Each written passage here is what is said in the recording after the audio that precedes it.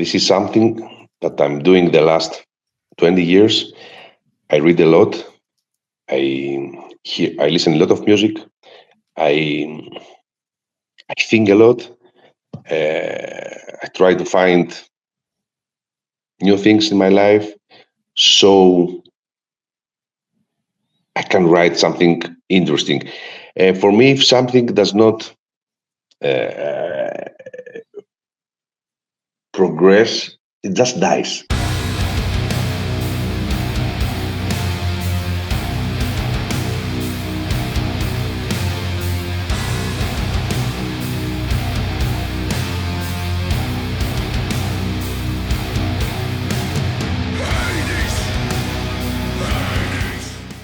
Greetings, Legion. Welcome to episode 228 of Into the Necrosphere. This week, I am rejoined by the legendary Sakis Tolis of Rotten Christ, here to talk about the brand new Rotten Christ album, Pro Xristou, out now on Season of Mist Records. We also uncovered some fascinating insight into Sakis' current mindset, into his creative process, and much, much more.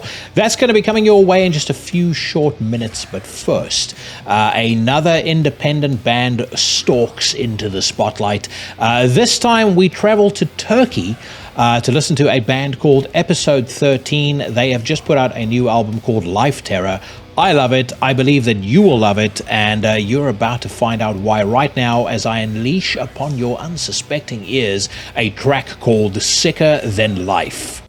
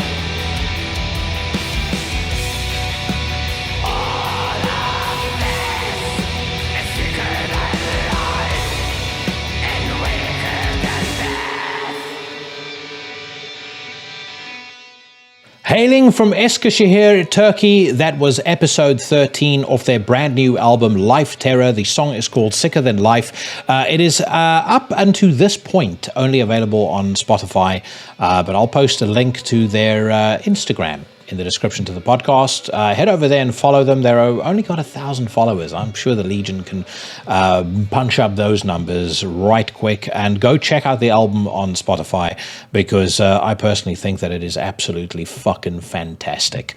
My friends, if you're new to the podcast and you like what you've heard so far, grab the closest folding chair and beat the subscribe button like it owes you money on your platform of choice, whether that be Spotify, whether that be Apple Podcasts, Amazon, YouTube, wherever you consume podcasts on. Make sure that you follow me on Instagram, Facebook, or X. Check out the Into the Necrosphere Teespring store if you want to augment your wardrobe with some fine and stylish Into the Necrosphere merchandise. And then very critically, make sure that you are following my fellow horsemen of the podcasting apocalypse. Every Monday, Brandon Legion brings you another installment of Horrible 666. Every Tuesday, yours truly casts hexes and slays poses on Into the Necrosphere. This coming weekend is the big one, folks. Fortress Festival in Scarborough in the UK. I am going to be hosting a series of conversations as part of the Fortress Live Forum on Saturday at 25 minutes past 2. I will be speaking to Dale Patterson as well as the Watcher of Fellwarden. I will be talking to Der Weg eine Freiheit at 10 past 4. And then Dale will be talking to Tom G. Warrior of Crypticon, Celtic Frost, and Hellheim of Fame at 25 past 7 on Sunday.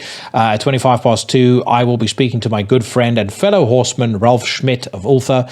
At 4 o'clock, I'll be talking to Gairia, and at 20 to 6, these are, I know these aren't round timings, but they aligned so that they don't clash with main stage times. At 20 to 6, I will be doing a live podcast with Aaron Weaver of Wolves in the Throne Room. So really, really excited about that. If you're going to be at Fortress Festival, come and say hello. Let's have a beer. Let's have a little chin wag. Make sure that you check out those conversations that I'll be hosting. I'm going to try and record every single one of them and release them on YouTube, if not on the audio platforms as well. And then for the live podcast, of course, that'll just be a numbered episode as per usual. There might not be an episode next week because I'm only coming back on Monday morning. And given this is the UK, you can set your clock to at least 3 or 4 traffic jams along the way. So it's about a 4.5 hour journey home, means I'll probably only be back mid to late afternoon. And at that point, I'm not sure if I'm going to have it in me to record an episode of the show for the very next day. So next week may be a week off for me, a rare week off. But if not, you'll see me as per usual next week, Tuesday. And otherwise, I will be back the following week. And lots to come. I also have another couple of episodes in the either in the pipeline or already recorded that I am sure every single one of the Legion is going to strongly approve of. And speaking of strong approval, you should be approving a new episode of Everything Went Black every single week, hosted by Sensei Mike Hill. That is his variety hour, where basically he talks to everybody from musicians to artists to MMA fighters, really whatever he's interested in at the time. It's a superb podcast, always really entertaining, and I think the variety makes it kind of part of the fun, part of the unexpected every single week. You can almost certainly expect high quality every Thursday when he returns with another episode of Necromaniacs, alongside his co-hosts Sheriff Mike Scandato and Professor Jeff Kashid. On a Sunday, the Reverend Carl Hikara takes you down a journey into the dark, the weird, the arcane, and the esoteric with his podcast Soul Knox, and then waiting in the shadows, ready to pounce when you least expect it, is my good friend Cheyenne of the band Trivax. His podcast Iblis Manifestations deploys at random times throughout the week. When I am done talking to Sakis, don't go anywhere, because I'm going to be giving you 4 albums that should be high up on your rotation for at least the next couple of months. And of course, it is also going to be time for another installment of the Weekly News Rant. This week, we're listening to new tracks by Winter Eternal, Octoploid, Ires. Let's see who else we got. There's a new Akhlys album on its way, and a new Akhlys single that's been released, as most of you should know. We're going to be listening to a whole bunch of stuff, talking a whole bunch of trash, and having us a grand old time. For now, though, sit back and enjoy as I welcome back to Into the Necrosphere, Sakis Tolis of Rotting Christ. Let me start off by congratulating you on yet another very strong record in Xristou. And I hope I've not mispronounced that, because I had a couple of Greek people that listen to the podcast, send me voice notes and things like that on Instagram. Okay, this is how you pronounce it properly. So I hope I've nailed it. But album is out this coming Friday, if I'm not mistaken. Yes. So this is the album number 14th. And so here's my question, because you've been doing this for 35 years now, 14 albums in. Do you still get the same feeling of either anticipation or excitement before the release of a new record comes out that you used to, say back when, you were putting out Triarchy of the Lost Lovers or a record like that? Like, how does it feel putting out an album nowadays versus putting out an album 20, 30 years ago? Something, for me, it's more or less the same. I'm doing this 35 years. I'm here in the scene since the day one. I have felt, I have lived all the glorious days back in the 90s. I remember spending countless hours trying to record, trying to compose songs. I never got any lesson. I mean, I don't know any notes, but I can write all the instruments. For me, it was a ritual, and it's a ritual. Of course, the world has changed completely. It's not like the old days. You don't have that much enough time now, free time, like in the past. I remember myself, I take my beers, I take my weed, I'm staying in my home playing guitar for 12 hours. I got lost, from this world. I'm doing more or less the same now, but now with more deadlines. There are too many deadlines nowadays, man. It's impossible to get sometimes the feeling. I'm really getting upset sometimes from people when they say, "Oh, I have not listened a good album from Metallica, for instance." How you can listen a good album after 40 years? The guys were young. The guys had plenty of time. How a big band can record nowadays an album that can be soulful like in the past? Yeah, it's almost a mission impossible for me as a composer. Okay, I'm saying that. I don't know. I do my best. For me, still, it's a ritual. For me, every album, it's a ritual. It's a soul dedication to the people, and I do it for a catharsis.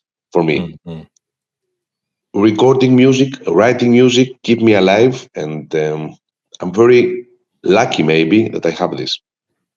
I think Metallica is a particularly interesting case, because I think I understand why people feel as strongly as they do. If you were around during the release of Kill 'Em All and Ride the Lightning and Master of Puppets, you were there for a very, very special time in our music scene's history.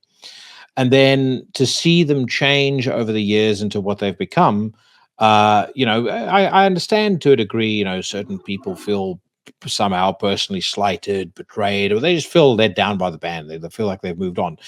But then you think about the lifestyle they lead and what they have surrounding them. I mean, first of all, they don't have anybody in the studio, I would imagine, who would dare to tell them that song sucks or that riff is crap. Don't use it. It's not like when they were starting off. And then on top of that, when you're worth $180 million, how much stress do you genuinely have in your life? You're not Exactly. Getting fucked off with a morning commute to work, like the day-to-day stuff that would piss people like you and I off and probably give you some fuel for writing heavy music. They don't have it.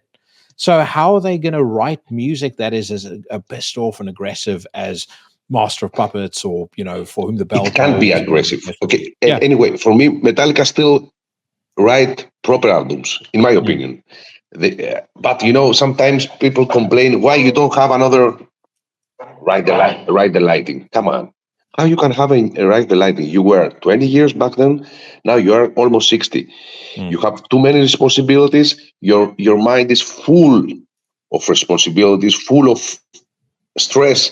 You know, especially nowadays. So it's impossible to reach the level you used to have back in the days. Of course, you try, because I think that all the bands that we come from the early days, we try to record good music. Some people accept it, some people don't. And for me, I give my best, and I'm very glad when someone tells me that your last album, I like your last album, or I listen the whole album. Nowadays, if you listen the whole album, it's a goal for a musician, because people 100%. don't listen the whole album. Yeah. And you've always been somebody that's written, I think, albums with the intention of it being listened to end. It's an end-to-end listening experience. Like, I remember years ago talking to you about Sanctus Diabolos. I mean, that to me is a beautiful example of it's an album that really works. It's got self-contained songs. You can listen to an individual song and it'll sound good, but it's a record that works when you listen to it from start to finish, because everything makes sense and everything fits together. When you go later on to Thigonia, Elo, you know, those were kind of journeys in their own right. I think it's very true of the Heretics, and I think it's certainly very true of the new record as well. It is meant to be, and it's that old school mentality of writing a full album rather than just a bunch of songs that you throw together onto a CD. This is what I try, at least. This is what I try. Maybe the newcomers, the young people don't understand sometimes. But I hope they can understand this kind of music in the future, because young people are very inspired from extreme music, which is it's normal, of course, but sometimes soulful music, for me at least, it's more important. The more I grow up, the more I mature, I won't believe I become, and I want to just someone to listen to my music and have a good trip with this. What I really appreciate about what you've done in your career, and this is a recurring theme on this podcast. It's something that I keep kind of coming back to. I look at people that have been doing this for a long time and how they've managed to stay relevant and how they've managed to stay vital. Like I probably diverge with you a bit on Metallica. I wish they could put out something that blows my mind. And I'm actually, you know, somebody who can still listen to a song like Bleeding Me and go, well, this is fucking excellent. You know, even if it doesn't sound like the thrash that they used to make. But if I contrast that to you, like I think if I had to kind of dot a line down your career, you've been very smart at kind of, as you have grown older, maybe as you've matured as a songwriter, leaning into different things to keep your music really interesting, but still retaining the core of what makes a Rotting Christ album a Rotting Christ album. Is that fair to say? Am I reading too much? It is exactly, yes. Yeah, yes. I totally agree with you. This is something that I'm doing the last 20 years. I read a lot. I listen a lot of music. I think a lot. I try to find new things in my life, so I can write something interesting. For me, if something does not progress, it just dies. For me, it is very easy just to grab a guitar and just start writing some new songs like okay, it's easy. Some people say, all right, he's true. He's still making extreme music, but sometimes, come on, I'm 52 years old. I want, in my opinion, I want to write something more, how can I say, more soulful. Okay, and it's not easy. You must progress as a person if you want to write something, if you want to evolve. Okay, so as I told you before, I read a lot. I I think a lot. I observe a lot. So my whole life, it's like a theater, like playing a role. Okay, maybe some people say you are crazy or schizophrenic or whatever. No, I don't know what I am, but I want to give my best because for me it's a big responsibility to write something good. Of course, some people say I don't give a shit, but for me, some people tell me that my music helps their life, and for me, it's very serious. So if my music can help someone else, then I keep on going, and I'm doing my best because this is the only thing that I can offer to this world.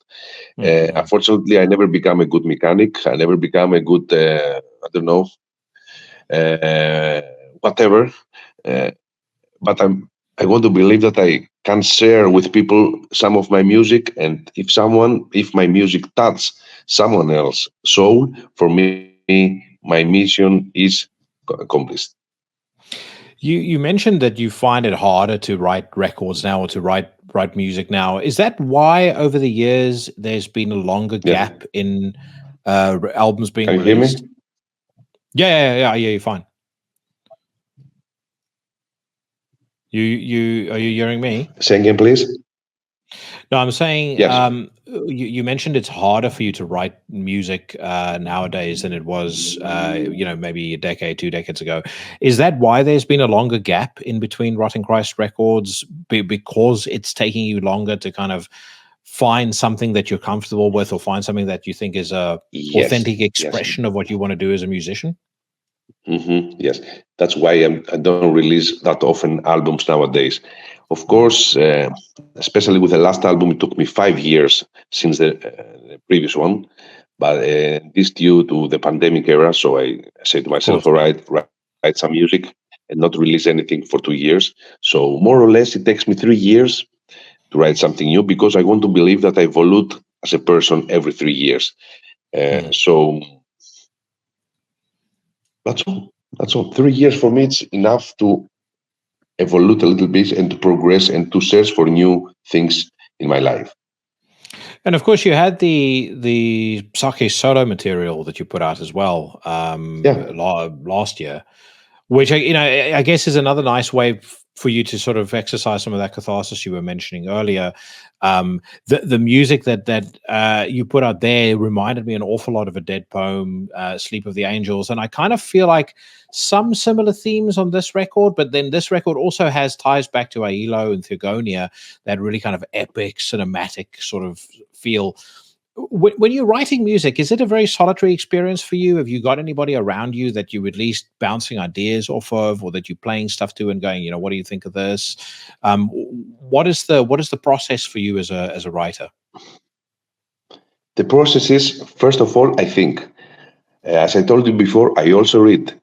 I'm speaking to myself. It's a kind of yoga, I don't know, and saying, I'm searching if there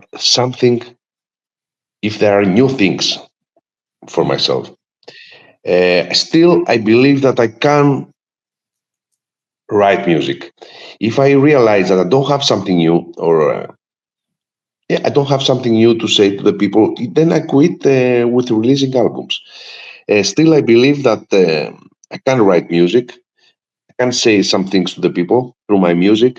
That's why I also released my solo album free of charge. I just released it in my channel because I also want to keep my personality, my personality that grows that was built during the old days of the scene. Okay, for me, music is not about money. Of course, we all need money to pay our bills, but on the other Mhm. hand, it's not about everything. So that's why I released something without label.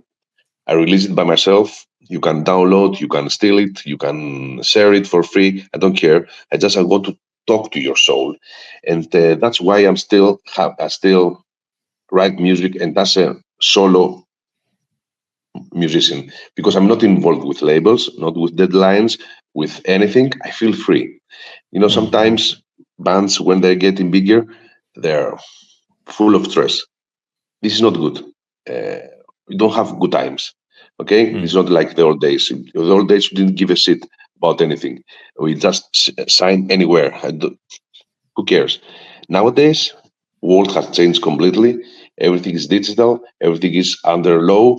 Everything is controlled. So to run a band nowadays, that the tour, especially a touring band, it's a pain in the ass. We have good times, of course, but we also have bad times that people don't know, especially the young people. You must be very professional, very dedicated if you want to keep your band alive nowadays. What are some of the lessons that you've learned over the last couple of years, as somebody who's very much a veteran touring musician, veteran full-time musician in a scene that, almost in some ways doesn't really support being a full-time musician, unless you want to live on the breadline. What are some of the most important lessons you've learned, do you think, as a touring musician? That all people are the same. They have the same problems. Even if they are black, they're white, they're yellow, whatever the fuck, wherever they come from, they more or less have the same problem. And that make me more open-minded as a person. Touring all around the world, from Patagonia to Siberia, playing almost in all countries that except metal, I can say that I see metalheads are everywhere the same. And this is something that makes me happy, that makes me proud, because I think that we did something in this life. Before we go from this life, we say that, all right, we create a scene, a unique scene that is totally different from all this bullshit that surround us. I realize that people have the same problem, so metal is a unique thing that I'm proud a part of it. Well, what do you think it is about metal that makes it so unique? I have my own theories on this, but I'm curious to hear your perspective. First of all, it's the dressing. Okay, I'm here with a Primordial t-shirt, with a Venom hat, and I'm here speaking with you on the other side of the planet without any will of or any purpose of money or whatever. I'm doing because we love what we are doing. Yeah. Do you know how important this is? Do you know how this keep you alive? How this make you feel you are doing something unique? I think metal is unique because we are a community, not that big, but very strong. And that keep us alive to have our own style of life, to go to the shows, and to have, we as musicians, to be blessed to tour. It's so difficult to have a tour from another band. I mean, I see many bands that don't play metal and they play another style of music. They say, oh, it must be very big to have a tour. No, we metalheads, we are very glad, we are very lucky that even the newcomers in the scene can make a tour, can play in front of other people, and the other people can support them buying their merchandising or whatever. This is the best thing that make metal music unique. Of course, we cannot change the world, okay? Because when we cannot change the world, because when I was young, I thought that we can't change the world. No, we cannot change the world. What we can change, though, is change ourselves. I would definitely say, one of the things that I love most about the scene is there's a lot of loyalty in the scene, which, as a human being, the value of loyalty is incredibly important to me. But I also think the scene is, generally speaking, very accepting. We've spoken an awful lot in the last couple of weeks on this podcast, and I've heard it spoken about on other podcasts about AI, and people heard the Depeche Mode song that was done with AI, and you hear these things, and then you go, AI might be able to do an awful lot of things, but what it's not going to be able to replace is that transfer of energy that takes place when you're at a show. When you see a band on stage that's really performing at their absolute peak, that human, like that transfer of human energy from stage to audience, from audience to band, you can't replace that with machines. And frankly, I don't think you can replace that feeling of togetherness that people have when they're in a venue together and they're all seeing something incredible, and they know deep in their heart, they know in their heart that they're experiencing something that's once in a lifetime. It's going to be completely unique to them, that they get to share with a couple of hundred people that are with them, or maybe the couple of thousand people that are with them. Nothing can replace that. And I think that at its core is one of the things that makes metal so special. It's a very unique transfer of energy from one human being to another. And I even see it with the people that listen to the podcast. I mean, I've met so many of the best people that listen to the podcast or drop me a line, and I really like it. And then you start to talk to them about other stuff, and you realize how much you actually have in common with people. Exactly to your point, doesn't matter where in the world they live. We're kind of united by this music, and maybe we think differently about certain things, but at our core, we're actually very, very similar people. Indeed. Yes, I totally agree with you. So let's quickly talk about the new album. And you mentioned doing a lot of reading to to inspire you for writing new music. I kind of have a rough idea of what the new record is about, but maybe in your own words, give us a synopsis of the themes of this record, and on really on kind of what you were trying to say with this album. No, the new album is based in the ancient cultures. Its influence from ancient cultures, Europe, especially European cultures, that were destroyed from the coming of Christianism. So it's a kind of pagan album, and it's referred to the last, most of it at least, the last pagan kings that resisted the coming of Christianism. Here in Europe, things are different. We are still focused to some with our past. We fight for our past, which is not that common in the USA. Sometimes there is some proud that some people that come from another place. It's not about this, but for me, in my opinion, it's like there is a lot of knowledge hidden back in time. It's a way of living. Yeah. So it's an hymn. So it's a dedication. It's a tribute to all the ancient cultures down here in Europe that maybe could make the world better nowadays. Because our world nowadays, I'm not that satisfied. So what makes you? And I'm aligned with you in your thinking there. But what makes you dissatisfied with the world in the state that it is right now? We lose our values as people, as beings. We can kill for money. You can kill for power. Of course, everything, always this happen. But nowadays, everything is about digital. I don't know. I grew up in a really analog era. I remember myself who didn't have TV when I was young. I couldn't see anything. We didn't have even phones. Our first tour in Europe in '93 took part without any phone calls. It's like, go, bye-bye, mother. We go. We don't know when we are back. We grow up really, how can I say, we grow up with pure feelings, which is very important for me. We have lost everything nowadays in the altar of money and power, and does not make that happy. Of course, I have survived nowadays. I'm not this kind of person say, all right, I fuck everything. We are all the old people are better. No. If I was born now, I would be like the new kids. But what I'm trying to do is that passing some of our values to the new generation. And I can only pass this through my music and through my attitude to the people. It's not about everything about money and power. It's about exchanging philosophies, exchanging feelings that, believe me, make you a richer person. Okay? I'm 52 years old. I never got a lot of money from music. I can survive. I can earn my living by playing music, but I'm very rich over here. This is my goal, and I'm very glad that I have reached it, because I'm here. I'm speaking with you from another side of the ocean, and which is for me make me happy, and you can exchange something because I'm playing music. So I'm very rich, and I feel very lucky that I feel this. One thing that you're absolutely spot on about is like, I mean, I'm how many years? 8 years younger than you are.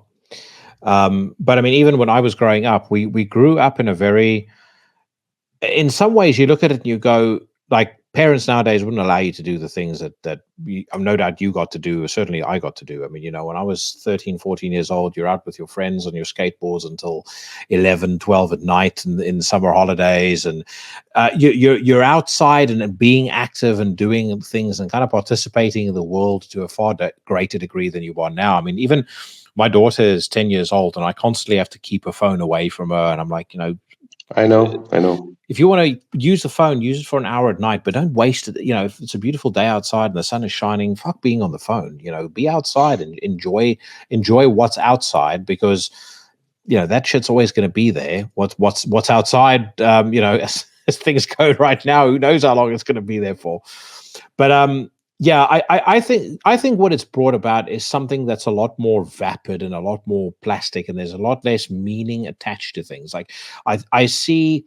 You see it even in the appreciation of art and the appreciation of music. You know, people complain about the value of music dropping, but I think it's because people just generally don't attach as much value to anything anymore, except in modern day society, especially in the West. There's an awful lot of value attached to the self and to selfish pursuits, but not a lot attached to any is not a lot of value is, or certainly not as much value is attached to things that have genuine meaning outside of people's day-to-day lives or outside of their own self-interest. Not that I don't know what. Hopefully that makes sense what I've said now. It does, because I also have two kids, two daughters, and believe me, it's exactly the same. You cannot push them to change, but maybe they can get some influence if they see me acting different. Yeah. If the new generation see you acting different, maybe some of them will be influenced from your way of living. So what I always say, don't say anyone to people. Doesn't make any sense. Act. So if you act and you see a happy person, you know, in the age of 40, 50, whatever, that means that you are doing something good. That means that you can be an idol to someone. So don't say anything, just act. What I often say to my daughter is I position it to her this way. I say the world is going in a certain direction, and that direction for many people is going to lead to incredible amounts of unhappiness and failure. I mean, it's just baked into the cake, because there's certain things that are just laws of nature, laws of human behavior, and it won't change. One of them being success is on a pyramid, and if you want to be successful one day, at whatever you do, you have to understand the opportunities for different levels of success becomes much less, and the competition becomes much more fierce. So what I've said to her is, like, if you look at your friends and you look at everybody who's living and behaving in a certain way, all you need to do is just maintain a baseline of what would and should be considered normal, like not being on the phone all the time, spend more time outside, you know, make sure that you're in your day-to-day interactions with people, you're behaving in a certain way. And I said, and that alone is going to put you far ahead of, you know, a vast number of other people that, as I said, when they get older are going to be incredibly miserable and dysfunctional adults. And I think, you know, I let her sometimes like observe me while I'm working and things like that as well. And you can see it. It definitely seems to make more sense to her that way. Like I'm the same as you. Like, rather than directly trying to instruct her to do stuff, I almost try and lead by example, but I let her see things play out in scenarios that she can maybe relate to. Like, I've even, after some work calls, I'll sit her down and I'll go, why do you think I had that conversation with that person? And then she kind of gives me her take, and I'm like, okay, well, here's this and this and this is what happened. Here's why I had that conversation. Here's why how they behaved is not right, or, you know, whatever the case may be. How do you think you should do it? And then, you know, even at the age of 10, the amount of insight that she has is fucking incredible. What like your daughters, if you don't mind me asking, how old are they? 17 and 9. And how do they feel about their dad's music? They used to listen, but now not anymore. So I took Meadow to see Paradise Lost last year. and she absolutely loved it. Like, first 2-3 songs, you could see she wasn't quite sure, and then this was on when they did the Icon anniversary tour, and then when I know. they hit Dying Freedom, she was fucking arms being thrown all over the place, headbanging and stuff like that. So I was just curious. Perfect. Like, I bet the 9-year-old is still a big fan of the music. 17-year-old's probably going through that phase where she doesn't quite appreciate it so much, but she'll come back around. They will come back. Yeah, I'm sure. Yeah.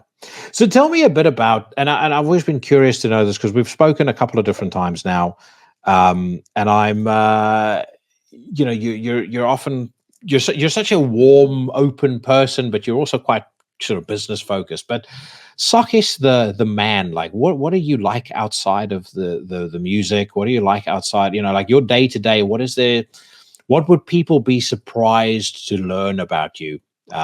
In terms of just how you are when you're not in rotting Christ mode?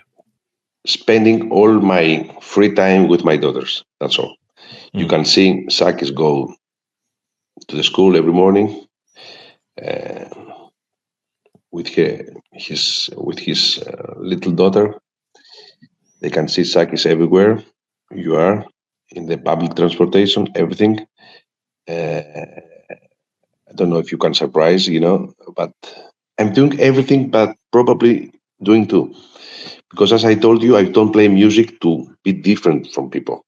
I play music to unite people. And you know something?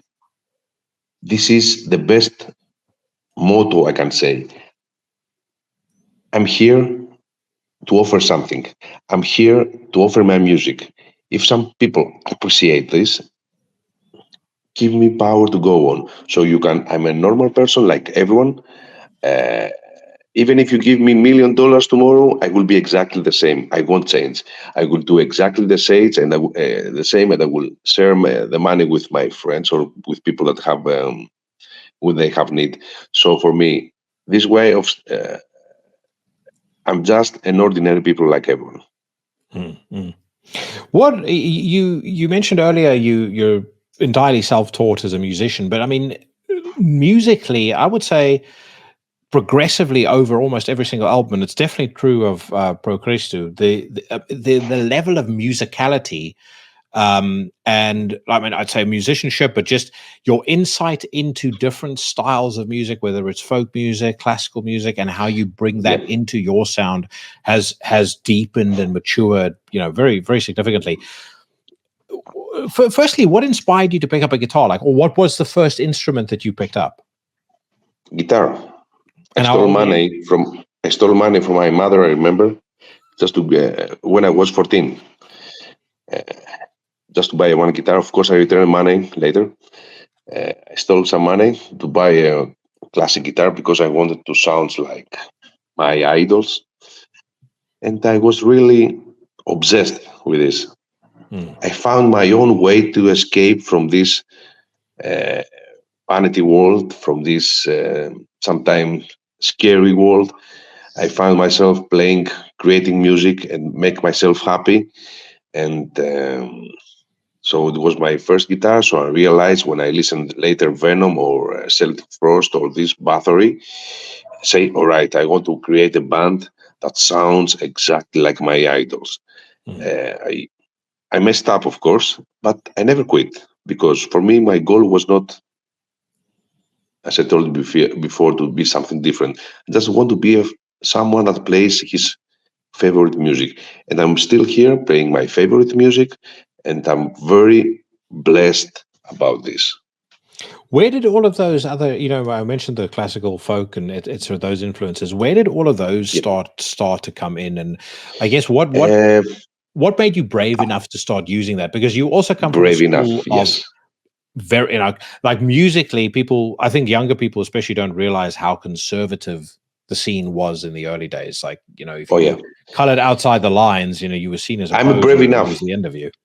So. I'm always a brave person. Yeah, I want to believe, at least. I always like to experiment. I always like to push things a little bit, and that's why since if you see a discography, you will also see something different. I like to experiment. I like to looking for new directions in life, new worlds, everything, and I don't know, something from inside made me do this. I have never searched why. I just live with this. They go ahead. I mean, your first kind of big breakaway, I think, in terms like sound wise, was the album that I was introduced to Rotting Christ on, and that was Triarchy of the Lost Lovers. And to me, still, it amazes me when I see you guys play live. When King of a Stellar War plays, I mean, that's like your Angel of Death. You know, it's a guarantee the crowd is going to go fucking ballistic as soon as they hear that main riff. What can you remember about recording, writing, putting together Triarchy of the Lost Lovers? It was the first album that we took the plane and went to another country to record it. It was a very big experience for us back in 95, 96. And I remember I was really sick. I got measles. I don't know how is it called. Measles?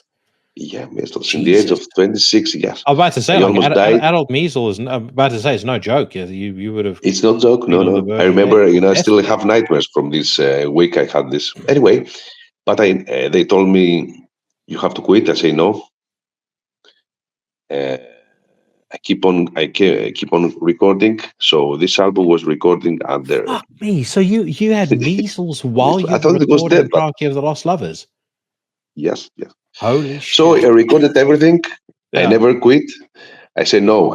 I'm here, so I will do it. That's my mission.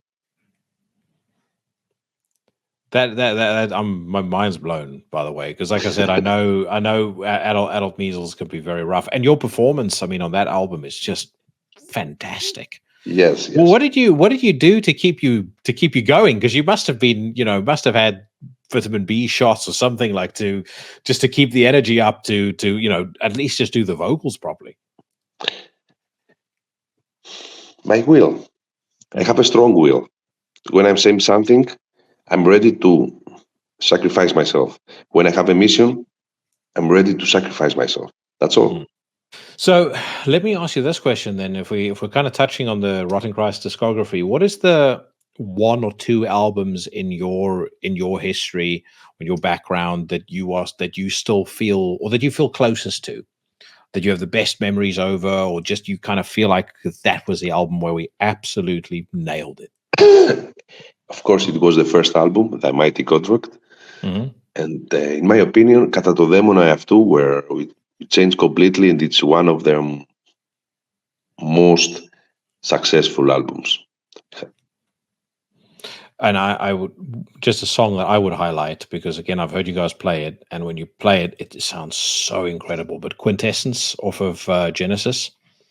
I saw you guys play. I think you were playing with Moonspell in London, and you played that song, and it was just like, holy fuck! It sounded so huge in that like tiny underworld venue. It's just an amazing song, just absolutely amazing. I'm also extremely partial to the kind of 2010s. It was like a trilogy, effectively, right? It was Ailo, Thigonia, and then I'm not going to bother trying to pronounce the other name because I know I'll fuck that up. But those three albums to me were just like, it feels like you're in the middle of a war, and I fucking loved it. It's like you're in the middle of 300. Life is a war. Yeah. Sometimes it's a battle. You have to fight to survive. Of course, you respect. You never do something bad to others, but it's a war. So especially this time period when I had my first kid, it was like, wow, I have to survive, man. I was about to write some warlike music because I felt like this rhythm, it's like it was the rhythm of the war rhythm. So I wrote this kind of music back then. Well, when you were a new father, that's I can see where you're coming from with that. You see, yeah. So, album comes out this coming Friday. What's next on the cards for you guys? I mean, are you going to hit the road? Like, what plans do you have? Summer festivals, new album release, and hopefully another USA tour. Awesome. And we celebrate our 35 years of existence, of evil existence this year, and I want to play all around the world in every territory. Awesome. Well, I will look forward to you guys coming to the UK. Sakis, it's been a pleasure as always. Once again, like I said, congratulations on the new album, and Thank you, brother. I'm looking forward to bumping into you down the road at some point soon. Thank you very much for your interest. Would like to thank all our brothers and sisters out there that supporting our band, and hope our new album to speak to your soul and to meet you, of course, in person, because we are nothing without you. Awesome. All right. Thanks very much, my man. Take care of yourself. Thank you, brother. Bye-bye.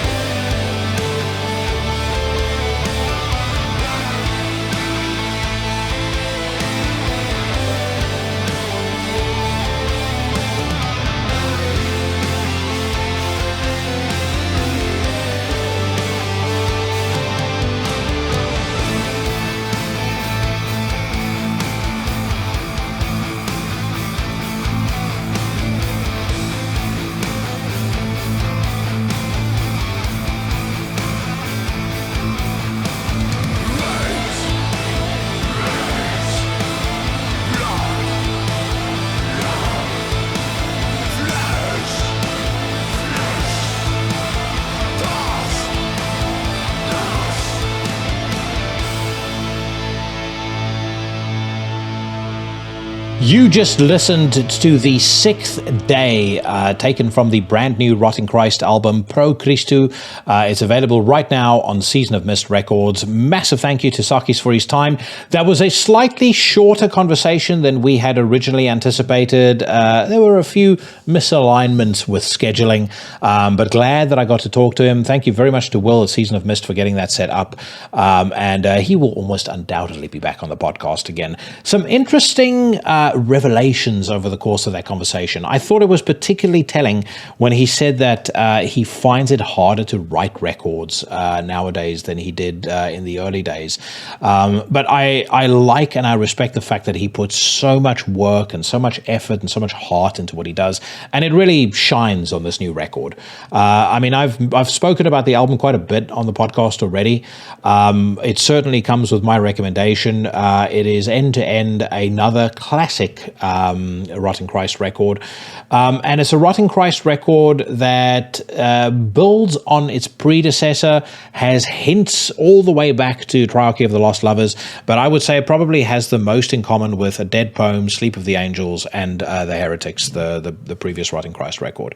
That sort of epic, European influenced black metal is very, very prominent throughout the album, but also really nice work done to set the scene and set the atmosphere with the battle sounds and the spoken word bits in between songs. Very, very good stuff, and I would strongly recommend that you check it out, whether or not you're a fan of Rotting Christ. I did promise you at the start of the show that I was going to share 4 records on top of the new Rotting Christ that should be heavily in your rotation at the moment. First up, there is Godin with their sophomore record, Veil of the Fallen, out now on Swart Records.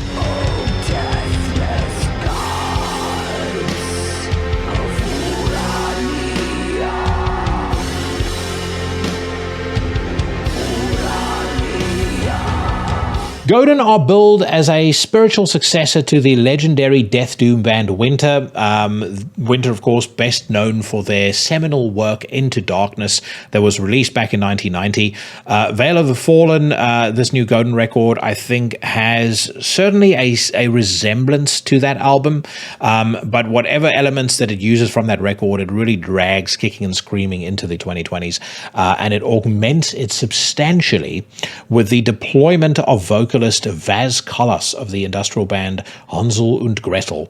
She turns in my opinion, one of the most unsettling and convincing vocal performances of the year as she snarls her way through the maze of twisted riffs, tactfully utilized atmospheric elements, all of which helps to elevate Veil of the Fallen to absolute must-listen territory. Sensei Mike Hill had Godin on the podcast when Everything Went Black a couple of weeks ago. I'm going to try and do the same at some point in the not-too-distant future, but this is a record that absolutely demands your attention. Next up, we have got Freda Hammer returning with their 3rd record, God Slayer, available right now on Indie Recordings.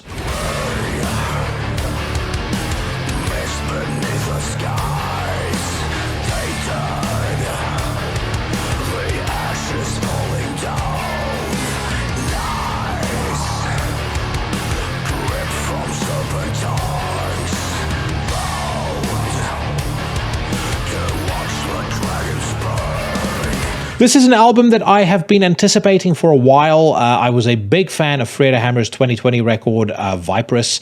It made my top 20 of that year as well.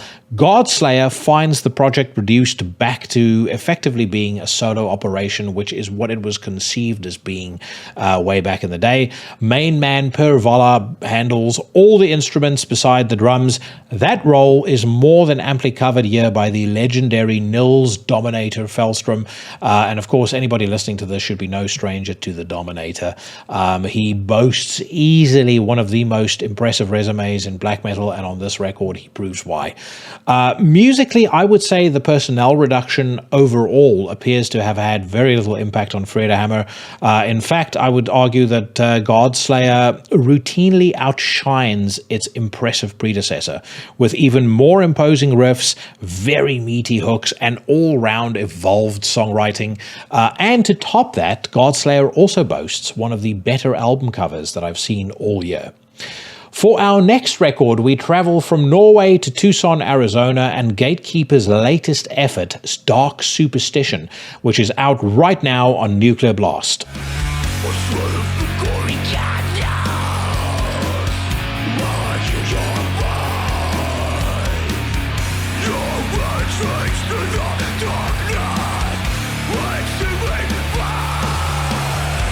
So for anybody who diligently follows my weekly news rant, and if you're not one of those people, shame on you, shame on your family, you will know that I've been relatively indifferent to Gatecreeper's brand of retro death metal.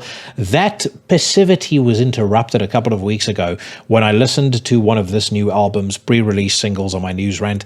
I duly committed at the time to giving Dark Superstition the attention that it demanded, and I'm very glad that I did.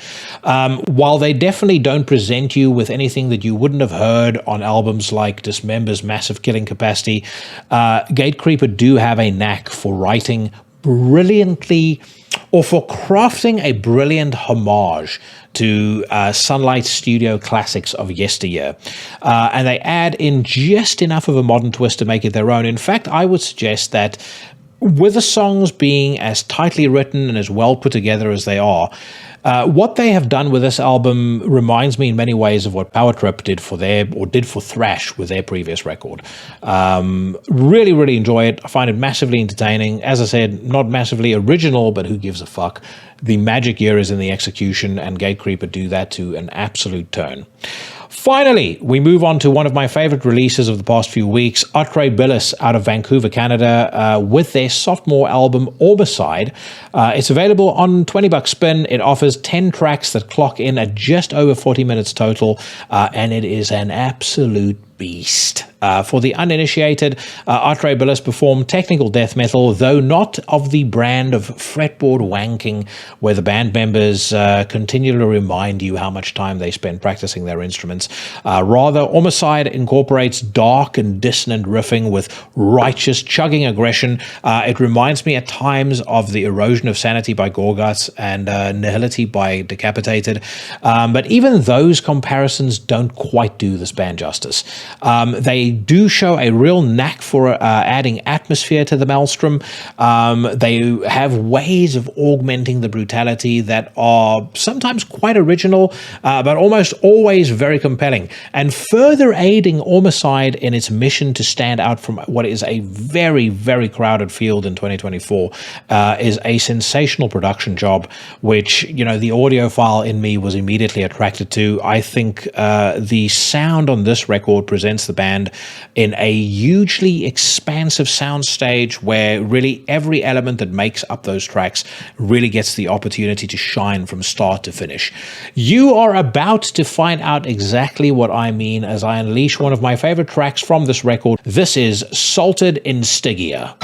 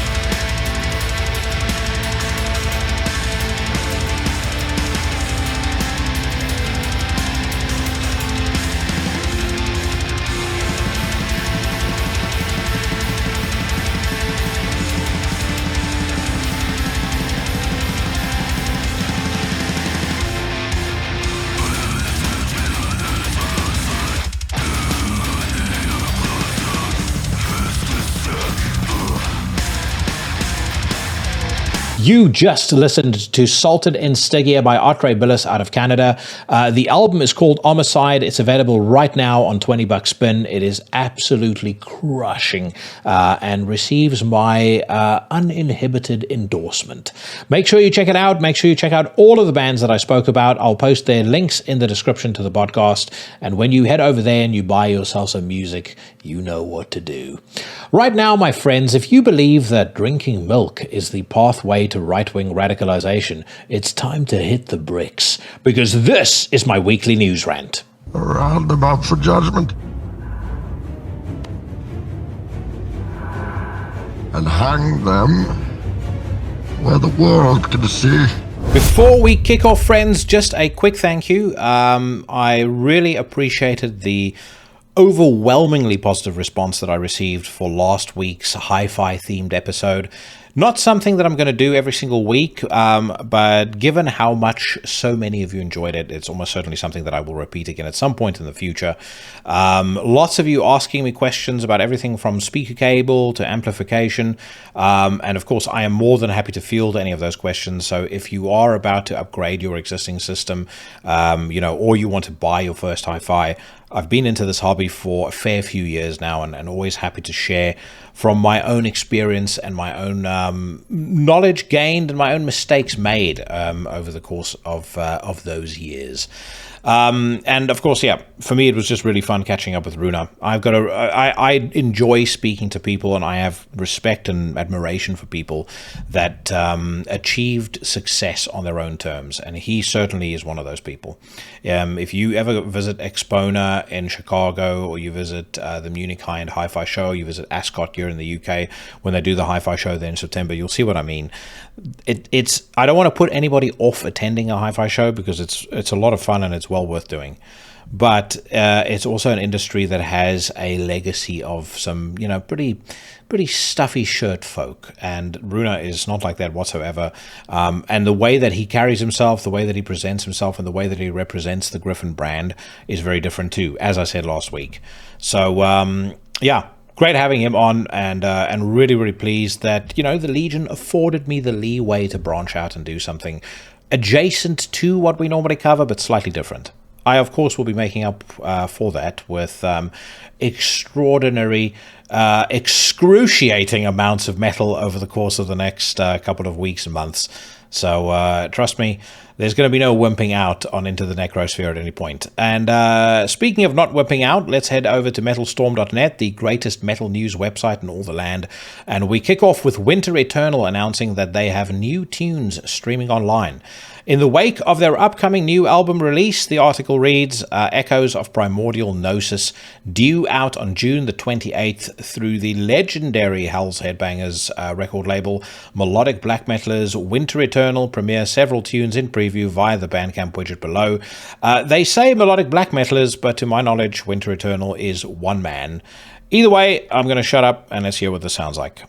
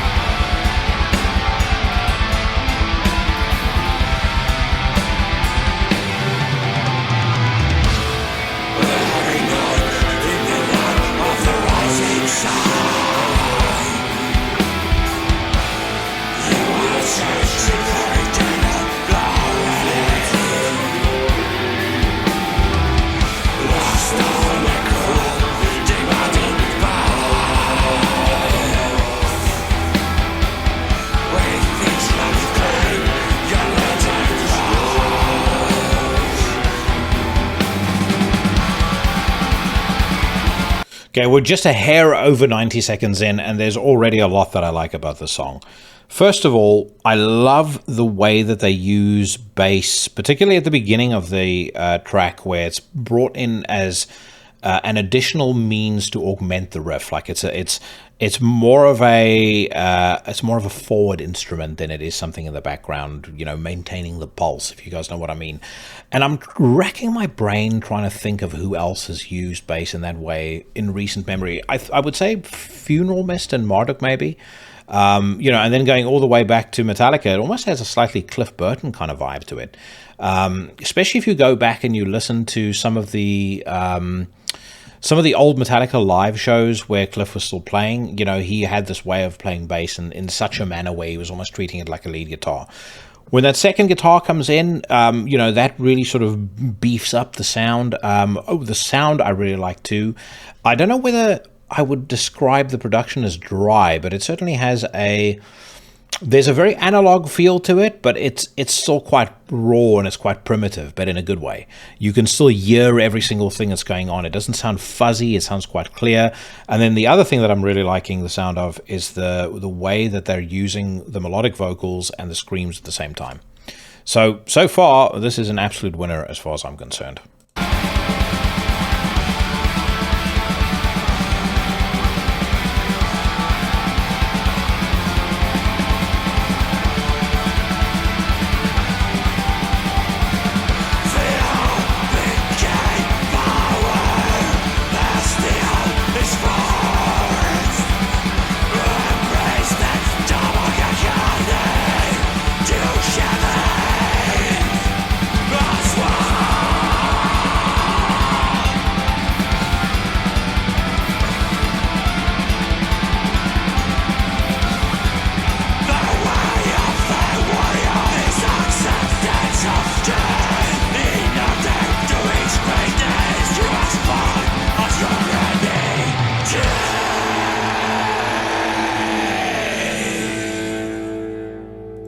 A definite top-notch, and I mean, we've just cut that song off at the halfway mark. I'm sure exciting things are about to happen, but yeah, great stuff, and definitely a band that I personally am going to be digging into a whole lot more than I've done in the past. They've got 3 albums out previously. Land of Darkness that came out in 2021, Realm of the Bleeding Shadows that came out in 2019, and then their self-titled record, Winter Eternal, that came out in 2013. They also have a couple of singles out, but yeah, this is very, very good. Side note, Justin Horville of Hell's Headbangers, definitely somebody I can see old Jackson having a fantastic episode with. Hell's Headbangers actually started following me on YouTube, or subscribed to the channel on YouTube. I am already subscribed to them. So I don't know whether Justin is aware of the podcast, but I'm sure you guys are very aware of Justin. If you think that it would be a good idea to have him on the show, then let me know. I think we could do something pretty spicy, and if the Legion is keen on it, then I will see if I can make that happen. All right, next up we have the unfortunately named Octoploid. I would waver a guess as to the strain of crack that was smoked when that name was thought up.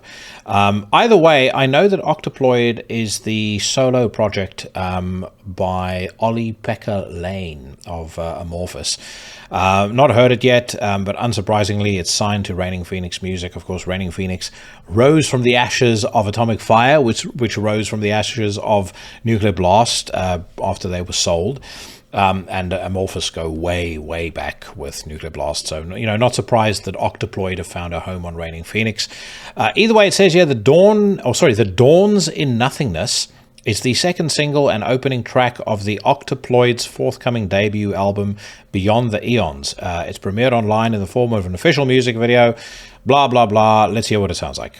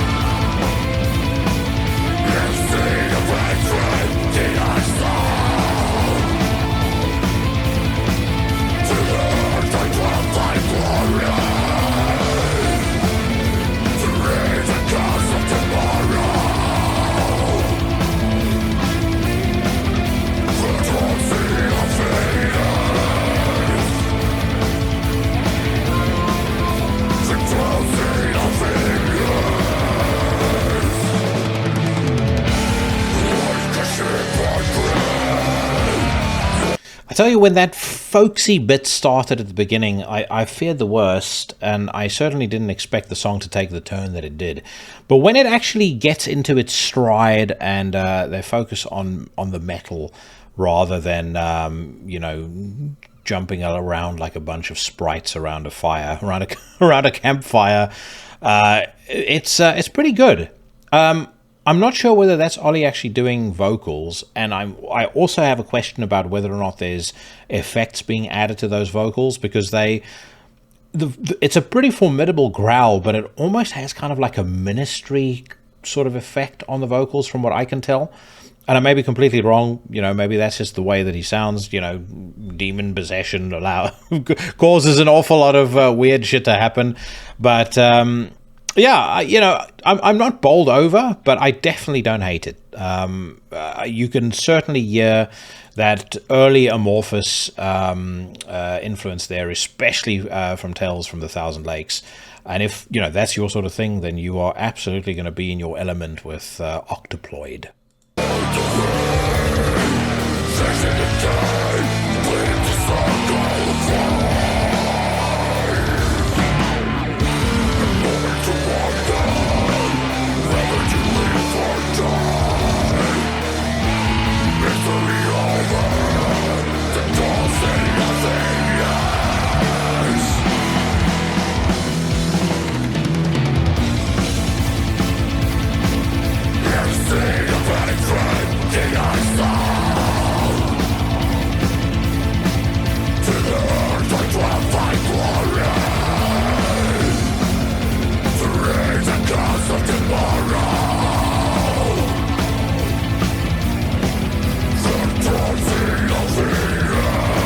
Yeah, not bad at all. Not quite top-notch, possibly not even thumbs-up worthy, but good. Good if you like that style of music. It is wild to think that Tales from the Thousand Lakes is a nose hair away from turning 30. I remember when I first got that album, and I mean, at the time I hadn't heard anything like that before, so it was very impressive, very brutally and quickly overshone by Sinister, though. Everyone, or anyone who's anyone, had that experience of owning Death Is Just the Beginning Volume 3. And for me, as soon as I heard Hypocrisy do The Pleasure of Molestation, and I heard Sinister do Diabolical, actually not Diabolical Summoning, Leviathan, my mind was just absolutely blown away. I'm going to take a stab and say I think this band's name is pronounced Iris. It says here, Los Angeles, California-based Iris will be out with their next long player, Sleep Now in Reverse, on July the 26th. It's being released via Church Road Records, and my attention was immediately drawn to it, partly because of that. I like Church Road Records, and I especially like the fact that they signed or released the Lost Voices album. Below, you can check out other album details, as well as 2 new tunes and preview. I shall do that.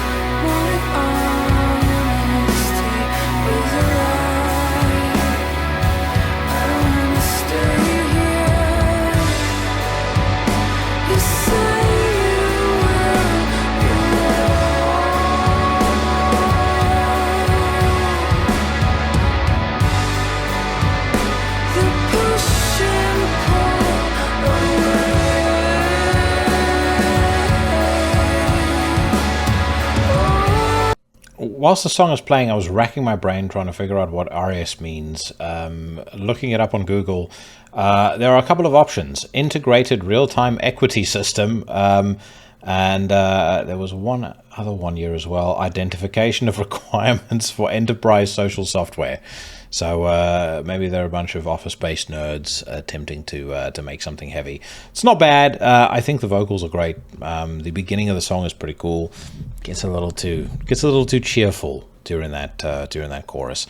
If I want to hear that kind of music, I'll listen to the new Chelsea Wolf, and that new Chelsea Wolf is a surefire contender for the top 30 of 2024. I just absolutely fucking love it.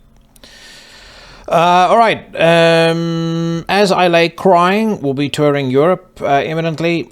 I am thrilled about that, as you can imagine. Arion have unleashed a new track called Wildfire after putting out their latest single, Wings of Twilight, featuring a guest performance by Melissa Bonney. A couple of months ago, Arion have premiered the next new song called Wildfire. No idea what Arion sounds like. It looks like it might be shit, but we'll find out.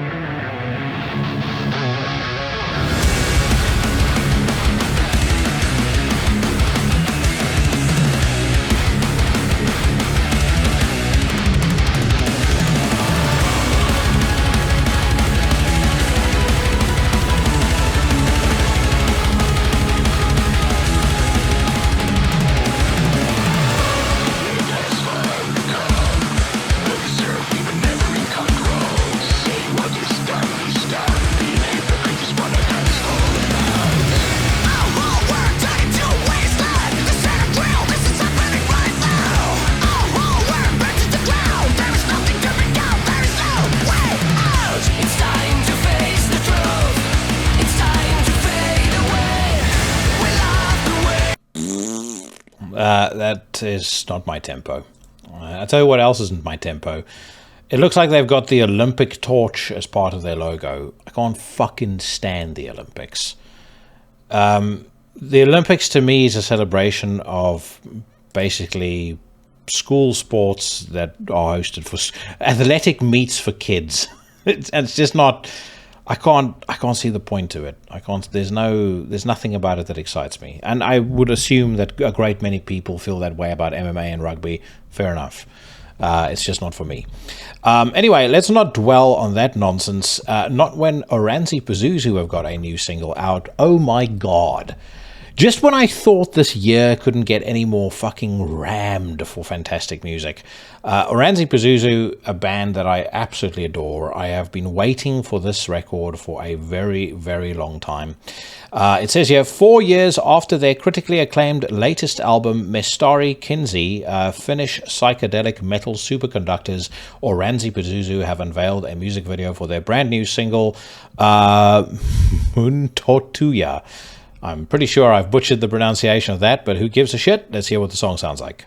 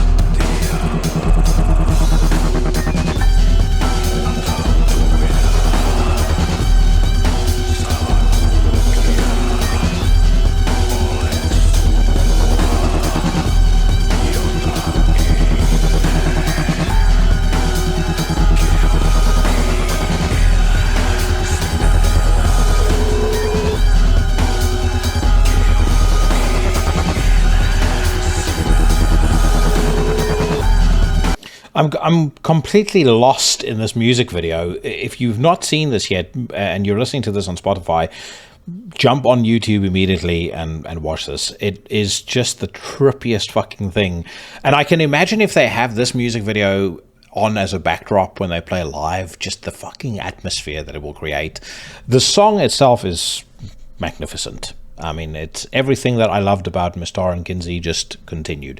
That album to me is flawless, absolute 10 out of 10 material, and this to me is as brilliant as I expected that it would be.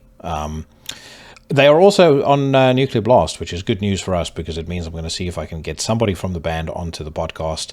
Where do you even start to ask them questions about the fucking insanity that they concoct when they get into the studio, though? But that is unequivocally top-notch. There's no question about it. And I will wager a guess this is going to be a top 30 contender for the year without any doubt.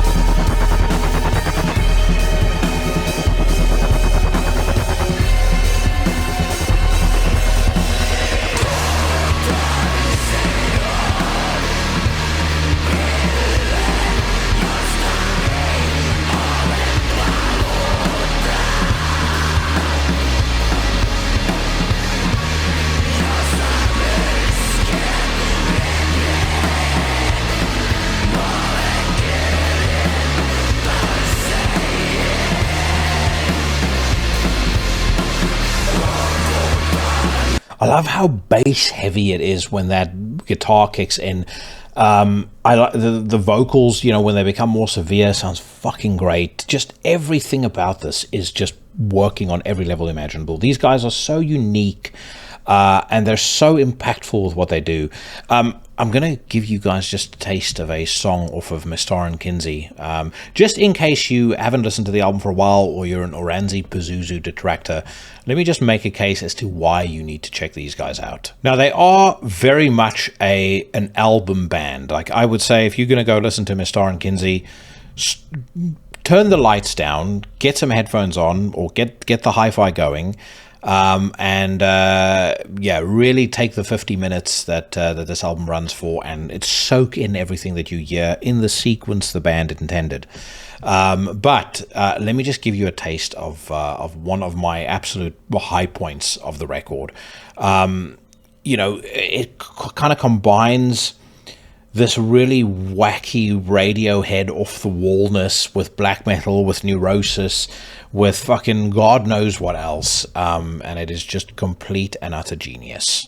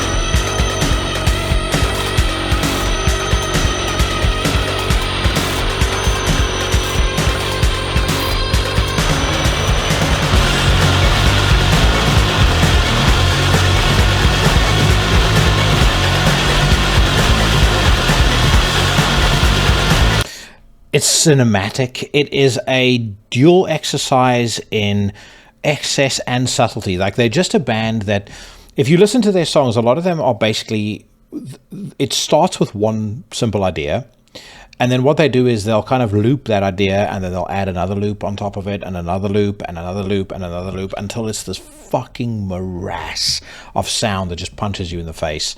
That song is a perfect example of when that formula just works to a turn. Yeah, these guys are extraordinarily special, and as you can probably tell, I am unbelievably happy that they're back. Zeal and Ardor have a second preview song out. It has been taken from their forthcoming fourth studio record, Grief, whatever the fuck they want to call it, and it is premiered online in the form of an official music video. The new record comes out on August the 23rd, 2024. Previous single they put out I thought was magnificent, so I'm looking forward to hearing what this one sounds like.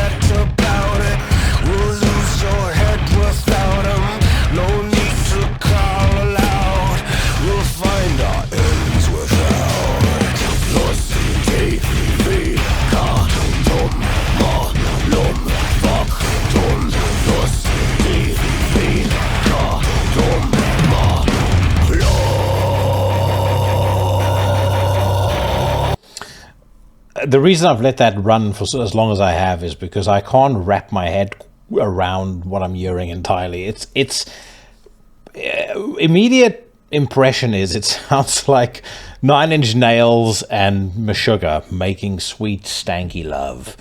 Can you just imagine what a tour would be like with Zeal and Ardor and Oranzi Pazuzu as co-headliners? I mean, I don't think that there are enough drugs in the world that would be able to recreate what that experience would be like if it were executed in the correct way. But yeah, this is really good, very trippy, quite ritualistic in the way that it's presented. I like that kind of staccato. I like the chugging riffing. I like the vocals as well. The more I'm hearing about this from this record, the more excited I'm becoming about it. And this is coming from somebody who is heretofore not been a massive Zeal and Ardor fan. But that first single, like I said, was excellent, very different to this. This is super interesting. So yeah, really, really looking forward to hearing what the rest sounds like. Okay, Horned Almighty are set to return with their seventh full-length effort, Contagion Zero. It's going to be out on July the 5th via Soul Seller Records. It was recorded, mixed, and mastered at Hop House Studios in late 2023. The artwork was created by Belial Necro Arts. Check out the first single, Ascension of Fever and Plague, below. Horned Almighty is a band that I have not listened to for a while, but I can recall them in the past having delivered some stuff that I quite enjoyed. So let's hear what this new single sounds like.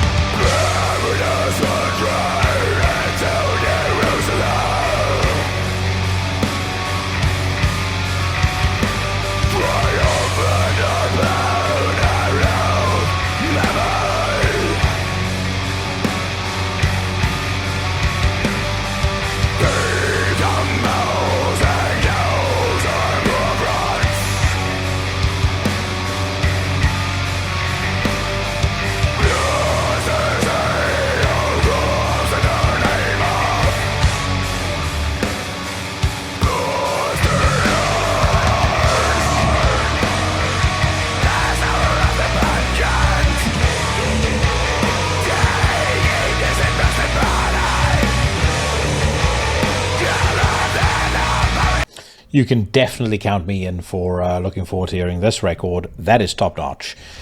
Great riff. Love the really kind of thick, meaty production. It has this wide sounding soundstage, kind of like Atrae Billis that we spoke about earlier in the podcast.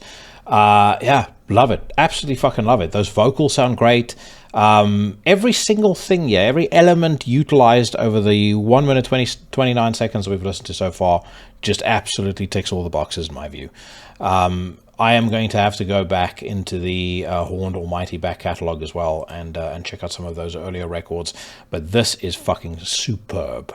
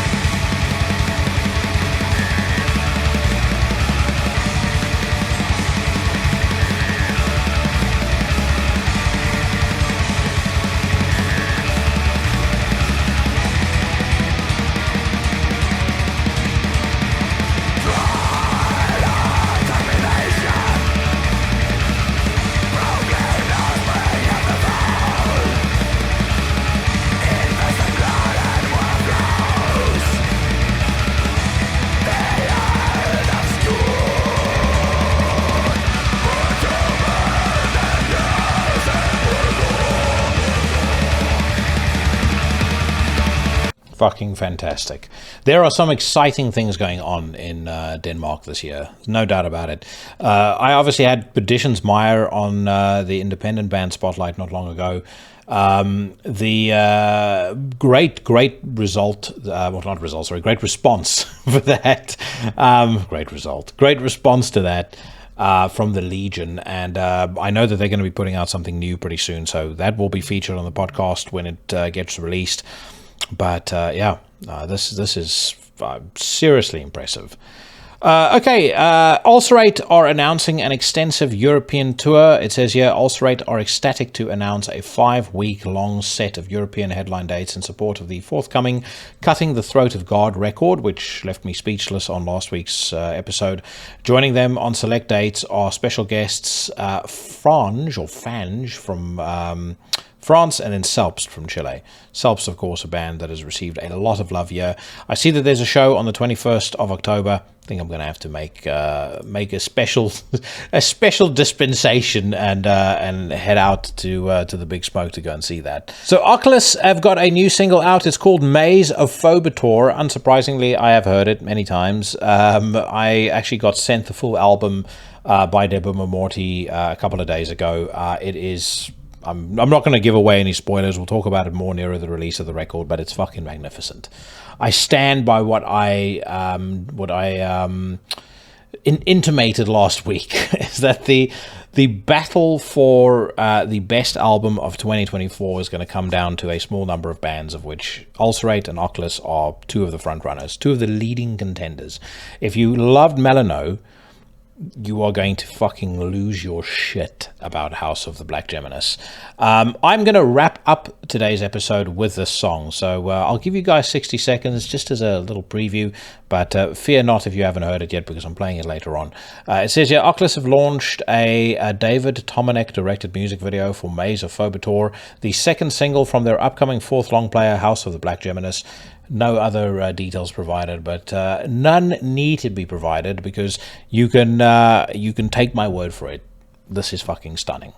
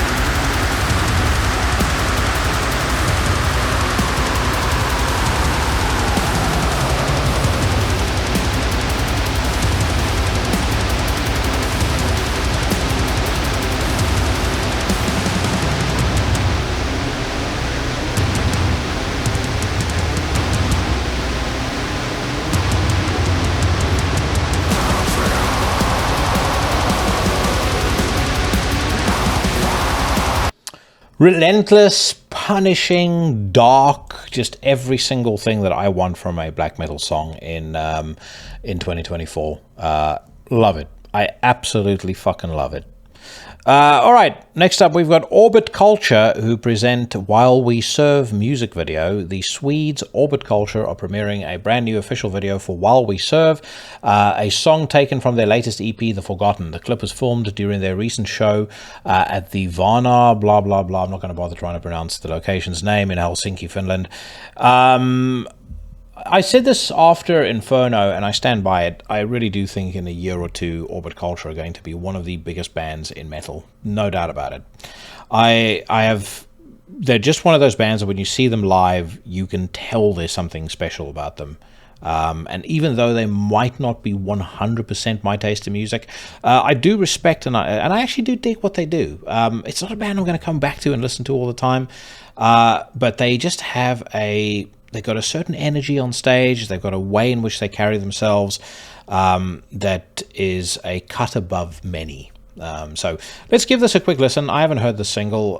You guys tell me what you think of this band in the comments, and tell me whether you think I'm right or not. I've got a relatively decent track record at picking bands I think are going to be big, and yeah, like I said, tell me if you think I'm off base as far as Orbit Culture is concerned.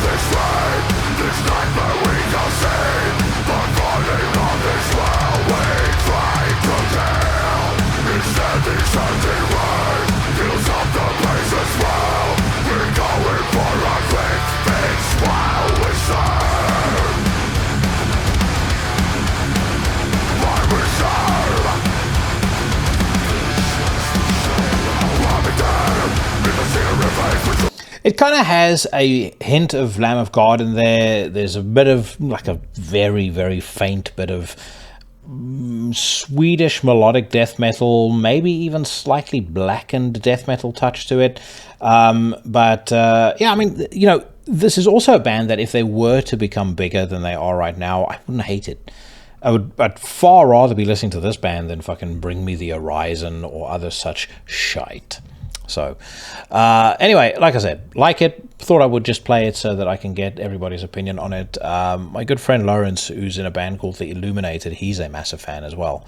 So, yeah, they definitely seem to be a band that also attract a pretty broad swath of listeners from across the metal spectrum. Okay, so this should be a pretty big deal for all of you in the Legion. XIII have inked a multi-album deal with Prophecy Productions. It says here, Norwegian cult black metal act XIII have inked their signatures under a new multi-album contract with Prophecy Productions. The band will put out their fourth studio album and long-awaited successor to Till Minna, which was released back in 2007 and is a certified masterpiece later this year. It is important to find the right collaboration partners as well as someone who respects and partly understands what we want to convey at all times, which Martin and the people in his company do. Art must always come first, declares guitarist Stian Karstad. Therefore, as Trelldom, we are very much looking forward to continuing our journey with Prophecy Productions. By the way, in case you don't know, Trelldom is one of the many musical vehicles featuring the great Gaul of Gorgoroth, formerly of Gorgoroth, I should say, and Gaul's Veerd fame. I do hope, just as a side note, as excited I am, as I am about a new Trelldom album, I certainly hope this isn't an excuse to put Gaul's Veerd on ice. I don't want to be waiting 15 years for a new Galsveerd record. But anyway, it says here, working with an outstanding artist such as the Norwegian vocalist Gaul and his legendary band Trelldom is both a privilege and an obligation to get everything exactly right. Prophecy Productions founder Martin Kohler declares, we are all thrilled to welcome Trelldom to our roster, and it is no exaggeration when we mention that we have many diehard fans in this company. I am a fucking diehard fan. If you're a member of the Legion, you should be too. Just in case you have forgotten how fucking brilliant that Till Minna record was, let me just give you a little taste.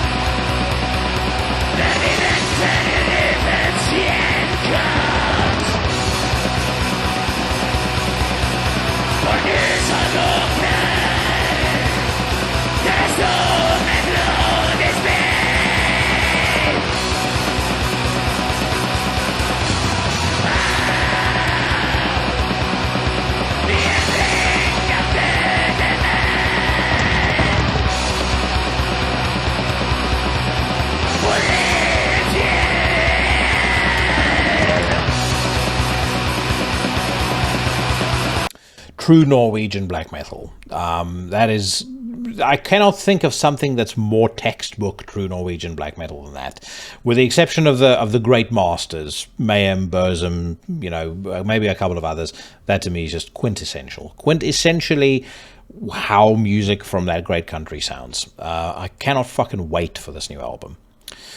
All right, next up, the Helicopters have dropped a new track. Swedish high-energy rock and roll bringers, the Helicopters, are excited to reveal a new single, Stay With You, the first new original Helicopters song since the release of their comeback album, Eyes of Oblivion, in April 2022. They make it sound like it's fucking decades ago. Anyway, the accompanying video clip was directed and edited by Emil Klinter. Nike Anderson, guitars and vocals, commented, "We're in the middle of recording our new full-length album, which has no date of release just yet. In the meantime, we're very excited about the release of our new single, Stay With You. It was originally intended to be included on the upcoming LP, but we decided to do a Beatles and release it as a standalone track with the B-side. Stay With You is a straight-up minor key rocker, and it's backed by our interpretation of The Cure's Fire in Cairo. We hope you dig."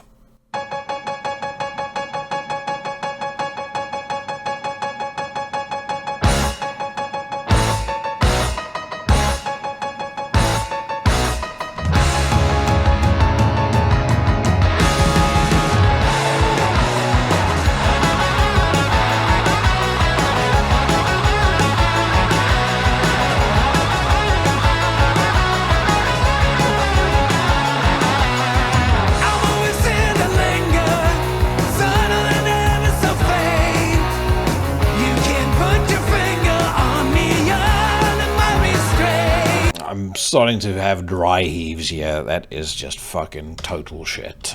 I'm going to head over to the Democrats Guide to Rock Music, but a couple of quick things as I make my way there. I watched a few interesting things over the weekend.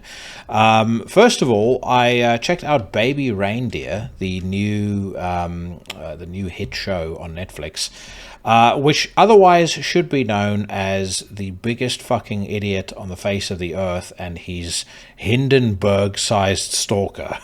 So, I mean, firstly, the show itself is actually pretty entertaining, and I know a lot of people have talked up how uncomfortable it is to watch, and it's very tense, blah blah blah. Yes, it is in parts, but it is also a lesson in how modern society expects you to feel sorry for people who make one after the other idiotic decision that is devoid of logic, common sense, and accountability.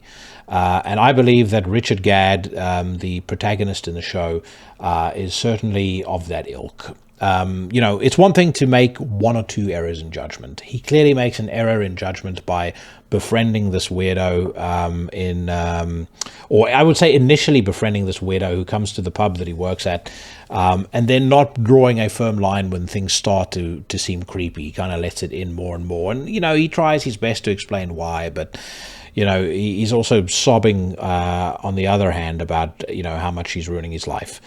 But you can make one mistake, two mistakes, maybe even three mistakes. But when you make what in the timeline of the show is years worth of consistently, or apply years of consistently poor judgment that is just so atrocious that the mind boggles at how you manage to tie your fucking shoes in the morning, then I don't really have much sympathy for you. The show is well acted, but again, like I said, I got to the 5th episode. And I said to my fiance, I said to Paige, am I being overly harsh here, or is this guy the biggest fucking loser to walk the face of the earth? And she said, no, absolutely not. You are spot on. I also watched The Strangers, finally. I know that's been out for years, but finally got around to watching it. That's a little downbeat. Not exactly feel-good viewing, but I did enjoy it. Really, really, great build-up of tension, good atmosphere. I like the throwback to, kind of 80s slasher movies, but I like the grim realism that they add to it as well. However, all of that aside, the best thing that I saw this weekend, and the best thing that I've seen in a good many months, is Civil War, the new Alex Garland movie. Oh my god, what a fucking revelation that was. I've seen a couple of reviewers who I genuinely respect and, whose opinions I usually trust, like The Critical Drinker and Nerdrotic, really go to town on this movie and call it boring and shit. I don't know what the fuck they were on or what they were watching, but it's certainly not boring, and it's certainly not shit. Other folks have criticized the fact that the movie doesn't take any strong political stance one way or the other, which I think is the whole point of it. And I think if you're criticizing the movie for not being partisan, in a sad way, it kind of turns the film into a self-fulfilling prophecy, because the whole message of the movie is that as long as we keep thinking down those lines, this is the future that awaits us. So it's pretty frightening. It's very, very tense. It kind of had the same effect on me that the All Quiet on the Western Front remake had, where, you watch this just astonishing cascade of imagery, and you kind of feel yourself gasping for breath, throughout most of it. Phenomenal performances. Jesse Plemons has a short scene in the movie which is just fucking terrifying. It's exceptionally well made, and just as a side note to my home theater enthusiast friends, it sounds fucking brilliant on my setup over here. So, Civil War, I give it a modest 100 out of 10. Make sure that you watch it. Okay, let's quickly have a gander as to what is on the Democrats' Guide to Rock Music. Deicide's Glenn Benton blasts Crybabies over AI artwork controversy. We gave all the wrong people a voice. I don't know if you believe every single person who follows you on social media is the wrong people. But anyway, it says here, in a new interview with Belgian Jasper, Deicide bassist and vocalist Glenn Benton once again addressed the controversy surrounding the cover artwork for the band's latest album, Banished by Sin. Released on April the 26th via Reigning Phoenix Music, the LP features art that some people believe was generated by artificial intelligence. When the cover artwork was first unveiled in February, speculation over how it was created led to backlash from fans on social media, as well as memes mocking it and Deicide. Benton said, as transcribed by Blabbermouth, "For me, I'm an artist. I come from a family of artists. I love art. I go to museums. I'm into that. To me, it's deeper than what's on the surface. We live in a day and age of bandwagon years. Everybody's just ready to jump on the next bandwagon. I knew it was going to disturb people, and that's the whole point of it, man. Art is supposed to get you thinking, and that's where I am. I'm not going to dumb down my artistic creativity just because somebody finds it offensive, or I didn't use their cousin who draws anime or whatever. I mean, this is about art, man.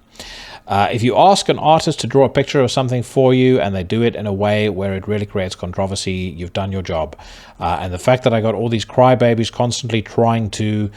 And then he trails off and goes on to say, we gave all the wrong people a voice. That's all I can say. There's some people that just really don't need to be heard from in society. And we gave those people, those unhappy, angry, mean, upset, self-loathing individuals, we gave them all an avenue. And it's just a sad commentary on life right now. I don't know whether he's talking about Deicide fans who he dislikes or just society writ large. But it's an interesting avenue to go down to try and imply that you are, or that you intentionally used AI as a means to provoke.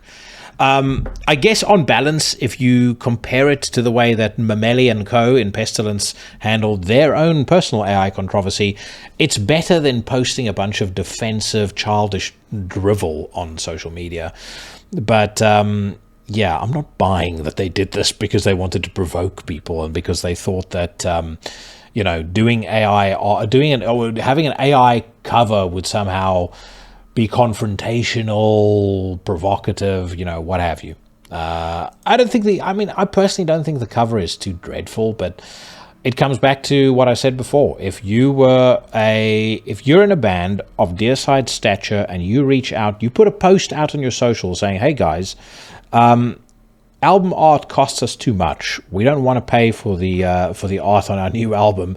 Any artists out there willing to do something for us, I fucking bet you my life you will have the likes of Matt Prizzo, Jason Papiat, a host of incredible artists offering to do your album cover for free, and they'll do something extraordinary for you. So I think that was just a lapse in judgment. Swallow it, move on. You know, there's no need for us to keep dwelling on it. You're not using AI to write your riffs, at least not yet. So anyway, one man who I believe will never ever use AI for an album cover, Tom Gabriel Fisher. And it seems that the Democrats' Guide to Rock Music has picked up one of our fellow horsemen during an appearance on a recent episode of the Iblis Manifestations podcast. Former Hellhammer, Celtic Frost, and current Triptychon singer and main songwriter Tom Gabriel Fisher weighed in on the debate about whether musicians should use their platform, either on record or on stage, to preach their political and environmental views. He said in part, as transcribed by Blabbermouth, it's a thin line, it's a two-sided thing. I'm the first one who never liked to be told what to think and what to do, starting with my school time, which was severely damaged by me always having problems with authority figures and me not wanting to be told what to do. And of course, that basically set up the entire path of my life.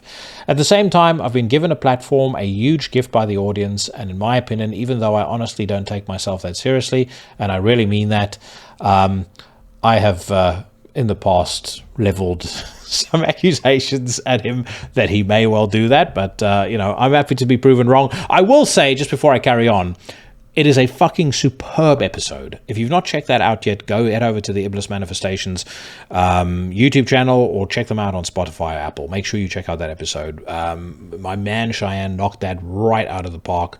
And he did give me a different perspective on Tom Fisher. You know, he still hated on me, obviously, Tom, for posting a picture of a steak and saying happy Saturday vegans. But, you know, that doesn't detract from the fact that he actually came across as a pretty decent dude. And I fucking love Triptychon, and I love Hellhammer and Celtic Frost. I am very, very excited about seeing Triptychon play at Fortress this coming weekend. Anyway, we continue. In my opinion, even though I honestly don't take myself that seriously, blah, blah, blah, I still think we have some kind of responsibility. If this platform is given to you as a gift, Are you supposed to just walk blindly and never address anything that needs to be addressed, especially for young people? And I'm speaking as a former young person with the same issues decades ago. I don't want to become Bono of U2 or some of the other protagonists, even if I share their concerns sometimes. But I don't want to be a missionary, and I respect my audience the way I look at myself. I think they don't want to be told what to think by me. What right do I have to tell them, politically or environmentally or whatever? Do I have a right to tell them? No, I don't really have a right. And I don't want to be told by Tom fucking Warrior out of everybody what to think or what to do. So it's kind of an internal controversy. Do you address issues that you know need to be addressed, especially for people who are shaping this planet right now and in the future, the young people in the audience? I mean, effectively, he goes on to say that he's still a human being and thus, still has the right to express himself politically. And, as anybody who's listened to this podcast for a lengthy period of time will know, I've been in many different camps. I've swerved around this topic quite a bit. And that's because in my mind, I probably wrestle with it to a degree too. Years back, we're talking like almost single-digit territory for Into the Necrosphere. My view was very sharply: you shouldn't be talking about politics if you're in a band. I don't want to. I felt at the time it's too divisive. You shouldn't be doing things that are going to divide your audience. Then over time, I kind of subscribe to that view as well of, we're all human beings at the end of the day. Most people in bands and most folks that work in and around the music industry, they have the right to vote, so surely they've got the right to express their opinion on politics.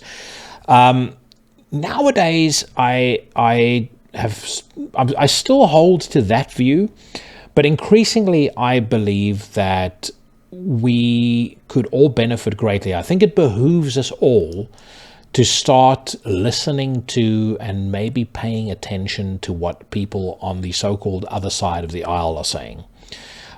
Because I believe that if we spend more time listening to each other instead of screaming at each other's faces, I think we're going to realize that we have a lot more in common with each other than we don't. And I think if we can get away from bickering and squabbling about politics in terms of party lines or in terms of figureheads, treating it like some sort of team sport, and we actually start talking to each other in terms of policy and principle, again, I think we're going to find a lot more parallel and a lot more room and opportunity for all of us to find some kind of middle ground, because we desperately need that right now. Civil war is a very stark reminder that if we continue down this track of us or them, which I think the Western world is very much locked in right now, tragically so, there's only one way that this journey ends. And it's not a way that any of us cares to fathom even thinking about. When I say we'll find, if we start talking to each other, we'll find a lot that we have in common.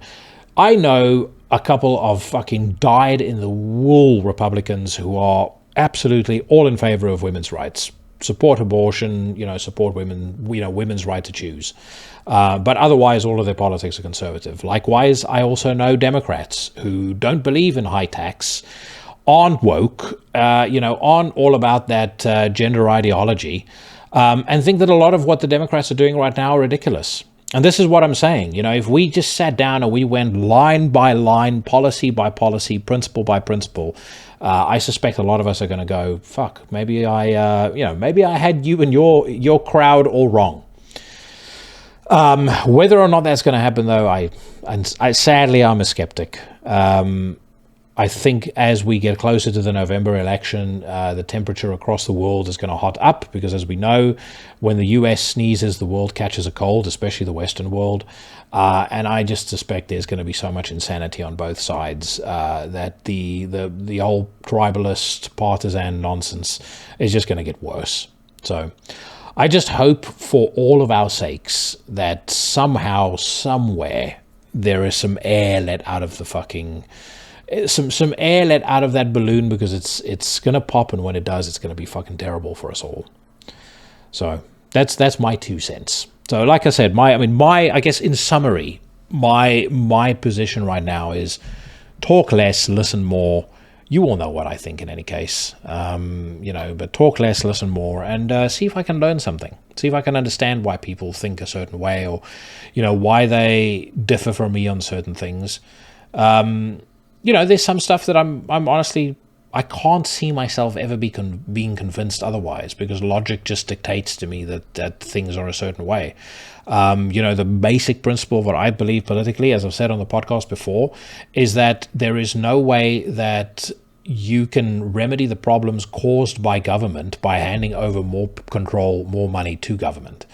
Equally, if I were in the US right now, I'd be supporting anybody who stands as president that, number one, pledges to have every single sitting member of Congress investigated for insider trading and holding them to the exact same standards that any regular citizen would if they had traded stocks with insider knowledge. In which case, everybody from Nancy Pelosi to Dan Crenshaw is going to prison for many, many years. I would also support any presidential candidate that says that they're going to dismantle the intelligentsia, because I think that the American intelligence agencies, the CIA and the FBI in particular, are politicized, and their existence is detrimental not only to the country, but it's detrimental to the globe, especially the CIA. So that needs to be dismantled, and it needs to be replaced with maybe one or two intelligence agencies where there is so much fucking background checks and study done to prevent any political bad actors coming into the mix, that whoever joins as an agent, whoever joins in the leadership structure, feels like they've been fucking body checked by Godzilla. Those are things that are important to me. Low taxes are also important to me, especially living in the UK.